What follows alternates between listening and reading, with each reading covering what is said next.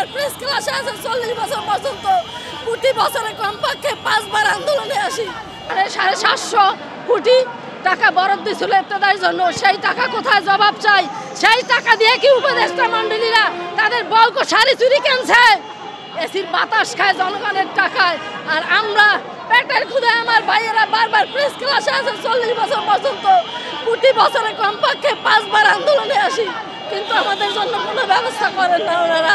শুধু ধোঁকা দিয়ে বোকা বানাইয়া প্রশাসনকে ব্যবহার করে, আমাদেরকে লাঠিচার্জ করে, টিয়ার শাল দিয়ে বের করে দেয়। আমার নারী শিক্ষিকা আমরা অনেকে আহত হয়েছি, দেখেন পায়ের পর মেরে লাঠি মেরে কয়েকজন বোন আবার বসে পড়ছে।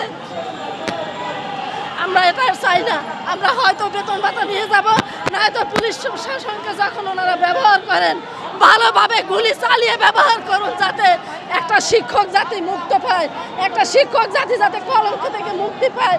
শুধু নামেই শিক্ষক, আদাও তারা আমাদের যে মৌলিক অধিকার সেটা কখনো দেওয়া হয় নাই। আমাদের মৌলিক না আছে আমার খাদ্যের অধিকার, এই দেশে বাস করে, না আছে বাসস্থানের অধিকার, না আছে চিকিৎসার অধিকার, না আছে আমাদের স্বাধীনভাবে রাস্তায় নেমে আমাদের দাবি আদায়ের জন্য আন্দোলন করার অধিকার। আন্দোলনে আসলে আমাদেরকে এভাবে আহত করে, তাড়িয়ে দেয় বারবার। আর কতবার